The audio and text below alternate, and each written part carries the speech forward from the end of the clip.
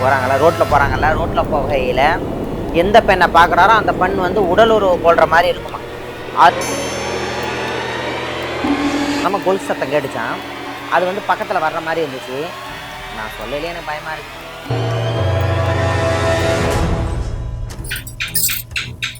இது உண்மையாக நடந்தது. எங்கள் விந்துகள் வெளியே வந்து ஒரு சில உடம்புகள்லாம் வீணாக போய் ரொம்ப உடம்பு ஒரு மாதிரி ஆயிடுது தெரியுமா, வளவலன்னு ஆயிடுறாங்க தெரியுமா பசங்கள்லாம். இதான் சொல்லியிருக்காங்க, பாதி மறைக்கப்பட்டிருக்குது. ஓலைச்சோடியிலையும் அழகிய ஒரு பெண் மாதிரி தான் தோற்றம் தோண்டுவாள். அவளுடைய லீலைகளே வேற மாதிரியா இருக்கும். அவருடைய விந்தணுக்களை வந்து குடிச்சுக்கிட்டே இருக்கும்.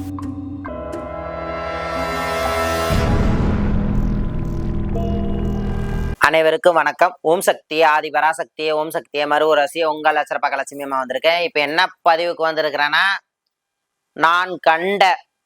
நான் நேரடியா பார்த்த நிறைய பேர் என்ன கேட்டிருக்கிறீங்க, அம்மா அமானுஷ்யம் இருக்குதா, பேய்கள் இருக்குதா, குட்டி சாத்தான்கள் இருக்குதா, ஏவல்கள் இருக்குதா, இல்லை எச்சினிகள் இருக்குதா, சில விஷயம்லாம் இருக்குதான்னு என்ன கேட்குறீங்க. அனைத்துமே இருக்குது. தூக்கு போட்டு செத்தவனோ, துயரப்பட்டு மாண்டவனோ, ரோட்ல அடிபட்டு செத்தவனோ அனைத்துமே துருவாத்மாவை தான் அலைவாங்க. அந்த மாதிரி அலையில அனுபவம் நடந்ததை உங்ககிட்ட நிறைய நாள் பகிர்ந்துக்கணும்னு என் மனசுக்குள்ள ரொம்ப நாள் ஓடிட்டு இருக்குது. இதை வந்து சொல்லும் போதே எனக்கு உள்ள ஒரு பதட்டமா இருக்குது. இதை வந்து நீங்க எப்படி வேணாலும் எடுத்துக்கோங்க. நான் கண்ட விஷயத்துல இது ஒரு நம்பர் ஒன் லிஸ்ட்ல இவர் இது நம்பர் ஒன்னு. சோத்துப்பாக்கம் மருவத்தூரை தாண்டமே சோத்துப்பாக்கத்துல இருந்து மலுவங்கரணையில் இருக்குது. அந்த மலுவங்கரணை நான் கிட்டத்தட்ட ஒரு 2 வருஷம் ஆகி போச்சு. 2 வருஷம் ஆகி போயிடுச்சு. 2 வருஷத்துக்கு கம்மியாக தான் இருக்கும்னு நினைக்கிறேன். அந்த 2 வருஷத்துல போவேல அவருக்கு வந்து மோகினி அவருடைய விந்தணுக்களை வந்து குடிச்சுக்கிட்டே இருக்கும். ஒல்லியாகிட்டே இருப்பார் ஆளு. ஆமா, தானாவே இரவுல குடிக்கும். ஒரு பெண் மாதிரி ஒரு உடல் உறவு கொள்ளுமா. நைட்டு 12 மணிக்கு மேலதான் பெண் மாதிரி வந்து உடல் உறவு கொள்ளுமா. இவர் யாரை பாக்குறாங்களோ அவங்க வந்து அந்த கனவுல வருவாங்களாம். இன்னைக்கு ரோட்ல போகையில எந்த பெண்ணை பாக்குறாரோ அந்த பெண் வந்து உடல் உறவு கொள்ற மாதிரி இருக்குமா. அது வந்து நம்மளுடைய இறுக்கமா எரிங்கி அதோடைய குடுக்கையில நம்மளுடைய ரத்தம் முதற்கொண்டு வெளியே வரும். அதை உணர்ந்து வெளியே காலையில அவர் பார்க்கையில உதிரமா இருக்குமா. பெண்களுக்கு போகுமே அந்த உதிரமா இருக்குமா. விந்தணுக்கள் வெளியே போகாது, உதிரம் வெளியே போகும். அந்த ரத்தம் வந்து வெளியே வந்திருக்கும். அந்த இப்படி இருக்கையில என் கோயிலுக்கு வந்து குறி கேட்க வந்தாங்க. நான் இந்த மாதிரி அவரை பார்த்ததுமே சொல்லிட்டேன், இது ஒரு மோகினியோட சேஷ்டியா இருக்குது அப்படின்னு சொல்லவும், அவருக்கு எப்படி வந்து மோகினியோட தாக்கம் வந்துச்சுன்னா, அவங்க தோட்டத்தில் வந்து மல்லிகைப்பூ தோட்டம் தான் போட்டிருக்காங்க, நெல் போட்டிருக்கிறாங்க. இரவு 12 மணிக்கு போய் அங்கே தர்பூசணி போட்டிருக்கிறாங்க. எங்கே அந்த சித்திரை வைகாசி மாதத்தில். அப்போ போகடையில் வந்து அந்த மல்லிகைப்பூ செடிக்கு காவலுக்கும் இதுக்கு போயிருக்கிறாரு, எங்கள் தர்பூசணி காவலுக்கும் போயிருக்கிறாரு. போகையில் வந்து ஒரு கொலுசு சத்தம் கேட்டுச்சான். சாதாரணமாக கொலுசு சத்தம் கேட்டுச்சான். அது வந்து பக்கத்தில் வர்ற மாதிரி இருந்துச்சு. நான் சொல்லலையே, எனக்கு பயமாக இருக்குது. பாருங்க, புல்லெல்லாம் அடிச்சு போச்சு. இந்த நறுமணங்கள் வரையில அவர் என்ன நினச்சிருக்கிறாரு, இது என்ன நம்ம மல்லிகைப்பூ தோட்டம் தானே, வாசனைகளாக தானே இருக்கும் அப்படின்னு நினச்சிட்டு அவர் வாட்டில் படுத்துட்டாரு. இதை பார்த்துட்டு படுக்கையில் வந்து இதை மட்டும் அவர் வந்து உணர்ந்து அவர் படுத்துட்டாரு. இவர் படுத்ததுமேமோ யாரோ அவர் மேலே ஏறி படுக்கிற மாதிரி இருந்திருக்குது. இவருடைய துணிகள் தானாவே விலகி இருக்குது. எப்படி எப்பயுமே இவர் கட்டின துணி வந்து எப்பயுமே விலகாதான். படுத்தாருன்னா அப்படி ஸ்டிப்பா தான் படுப்பாராம். உழைச்சிட்டு வர ஆம்பளைங்க எப்படி இருப்பாங்க, கஷ்டப்பட்டுட்டு வர்றவங்க எப்படி இருப்பாங்க. ஆனா எதையுமே நினைக்காது அவர் வாட்ட படுத்து தூங்கினதும் மறுநாள் வந்து அவருடைய விந்தணுக்கள் வெளியே வந்திருக்குது. இதை வந்து என்கிட்ட வந்தாங்க, நான் அதையும் சொன்னேன். சொல்லி முடிவோம். நாங்க காலையில பார்க்க போவையில, நாங்க செட் பண்ணி வைக்க போவையில எல்லாமே நார்மலா இருந்துச்சு. நாங்க சில நாலா பக்கம் கட்டுறது பணம், சில விஷயம் குழுவைகள்லாம் மண் குழுவை அதெல்லாம் அடைக்க முடியும். அதை நாலா பக்கம் கட்டி தான் அவரை கொண்டு போய் உள்ள வைக்க முடியும். சக்கரங்கள் இயந்திரங்கள் போடணும். நாங்க கொட்டி போடவும் உள்ள போகும்போது சேவல் ஃபர்ஸ்ட் செத்துச்சு. நாட்டு சேவல் அது கீறி தான் என் கையில ரத்தமே வந்திருக்குது, அடையாளம் கூட காட்டுறேன் பாருங்க. ஆனா வந்து எப்பா அது அங்க உள்ள போனாம சேவல் ஃபர்ஸ்ட் செத்துச்சு. முட்டை தானாவே திரும்பி உள்ள இதுவா கருவாயி போச்சு. கருவாயி போச்சுன்னா அந்த முட்டையில வந்து வெயிட் ஆகி போச்சு. ஆனா உடச்சு பார்த்தா ஒண்ணுமே இல்லை. கோழி குஞ்சு பறிக்க ஸ்டேஜ் எப்படி இருக்கு, வெயிட்டா இருக்கும். அந்த வெயிட்ட முட்டை மாதிரி ஆகி போச்சு. ஆனா கீழே போட்டா அதுல கருவும் இல்லை, அந்த வெள்ளை கருவும் இல்லை. துமுட்டிக்காய், ஊமத்தங்காய், பூசணிக்காய், சில பொறிகள்லாம் வச்சிருக்கிறோம். பொரியெல்லாம் காத்துல ஒரு காத்து வந்து சூறாவளி காத்து மாதிரி வந்து அந்த பொறிகளும் அந்த பூசணிக்காய் அந்த கலசத்தெல்லாம் சுத்தி கொண்டு வந்து விடுது. எல்லாமே களைஞ்சு போயிருச்சு.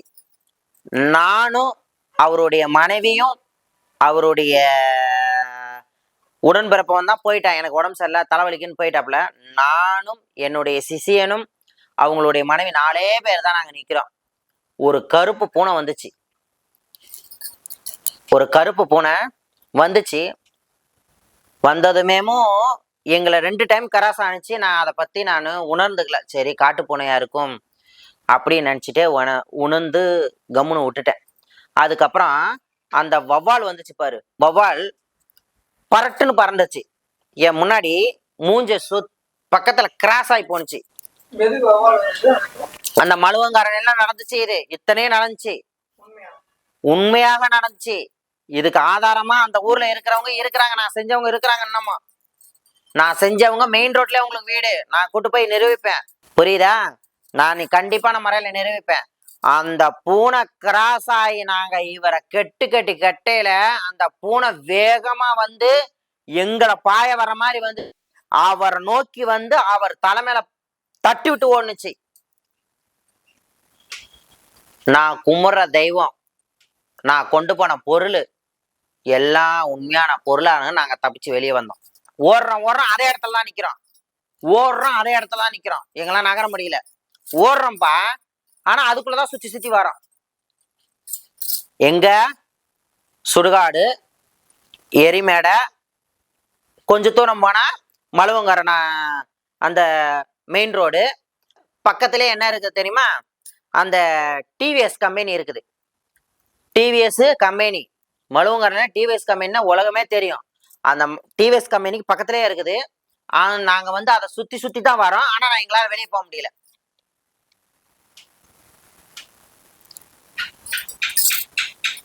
இது உண்மையா நடந்தது எங்களுக்கு. நாங்க பயந்து அடிச்சுட்டு அங்காளம்மா அவளவும் மேல்மருவத்தூரா மேல பாசம் வந்தது, அங்காளம்மா மேல பாசம் வந்தது. இதுதான் காரணம். அங்காளம்மா மேல்மருவத்தூராலே எங்களை காப்பாத்து தாயே அப்படின்னு சொல்லிட்டு அவரை ஒரு கை, அவங்க மனைவிய ஒரு கை, சிசியா திரும்பி பார்க்காது வாடா, திரும்பியே பார்க்க கூடாதுடா அப்படின்னு சொல்லி 2 பேரையும் விறுவிறுன்னு கையில புடிச்சுக்கிட்டு ஓடி போனதும், அவங்க ரோட்டை தாண்டி வந்ததும் சில வட்டங்கள் எங்களை சுத்தி போடணும்.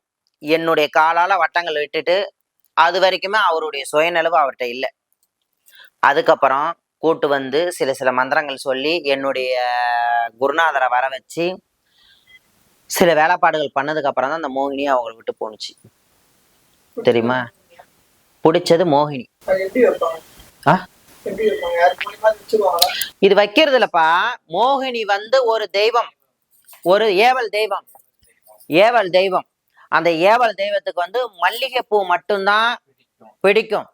அந்த மல்லிகைப்பூ தோட்டத்துல இவர் போக அது பூத்த குலுங்கினதும் அங்க வந்து நறுமணத்துல உட்கார இவர் ஆணா இருக்கவும் ஆண் மேலதான் அது ஆசைப்படும். ரொம்ப நீங்க எல்லாம் நினைச்சிருப்பீங்க ஒரு டைம்ல உங்களுக்கு தானாவே சில பசங்களுக்கு உடம்பு ஹீட்டாகி வெளியே வருதுன்னு. அதெல்லாம் கிடையவே கிடையாது. இதுதான். இது வந்து சில எல்லா ஆளுகளும் சொல்லியிருக்க மாட்டாங்க. அம்மானேசம். இதுதான் சில இடத்துல இவ்வளவும் பாதிப்பாகுது. சில பேர் குழந்தை இல்லாம போனது இதுதான். இந்த விந்துகள் வெளியே வந்து ஒரு சில உடம்புகள்லாம் வீணா போய் ரொம்ப உடம்பு ஒரு மாதிரி ஆயிடுது தெரியுமா? பலவலான்னு ஆயிடுறானுங்க தெரியுமா பசங்கள்லாம். ஏன்னா இப்ப வந்து இதுக்கு அர்த்தத்தையும் நான் உண்மையை சொல்லிடுறேன். இப்ப வந்து செல்லுல வந்து மோகினி எப்படி வசியம் பண்றது இது வந்து அரைகுறையமா சொல்லிட்டு போயிடுறாங்க. ஏன்னா சித்தர்கள் வழியிலேயமோ சித்தர்களுடைய ஏற்றிலேயமோ பாதிதான் சொல்லியிருக்காங்க, பாதி மறைக்கப்பட்டிருக்குது ஓலைச்சோடியிலையும். அதோடு இப்ப டைரி, அதுக்கு அடுத்தடுத்த சந்ததி வரையில டைரி ஆகி போச்சு. நீ என்னன்னா நினைச்சுக்கோங்க, இது உண்மையா பாதிக்கு பாதி பேர் இந்த செல்லுல பார்த்துட்டு இவங்க கும்பிட்டு அதே இவங்கள அந்த மோகினியை வசியம் பண்ணிட்டு இதை நீங்க அதை விட விட அது தானாவே அதுக்கு பாதி உயிர் வந்து வெளியே உலாத்த கிளம்பிடுது. அதுக்கு உண்டானதை நம்ம கொடுக்காதனால உலாத்த கிளம்பிடுது. உலாத்த கிளம்பில இந்த மாதிரி பாதிப்புகள்லாம் வருது. இதுதான் உண்மையான ஒண்ணு. முன்னெல்லாம் முன்னோர்கள்லாம் அந்த மோகினியை கட்டுப்படுத்தி வச்சிருந்தாங்க. சில கட்டுல வச்சிருந்தாங்க. சில கொடுக்க வேண்டியதை கொடுத்து அதை கட்டுல வச்சிருந்தாங்க. இப்போ வந்து ஒண்ணுமே தெரியாதவன் அதை படிச்சுட்டு செஞ்சுட்டு அதை யாரையும் குறையமா பார்த்துட்டு விடுறாங்க பாரு. அதுலதான் இவ்வளவு பாதிப்பு. இவ்வளவு ஏவல்கள், இவ்வளவு குட்டிச்சாத்தன், இவ்வளவு எச்சினி, இவ்வளவு ஜின், இதெல்லாம் மோகினியை பத்தி இதுதான். புரியுதா? மோகினி என்பவர் அழகிய ஒரு பெண் மாதிரிதான் தோன்றுவாள். அவளுடைய லீலைகளே வேற மாதிரியா இருக்கும். நன்றி, வணக்கம்.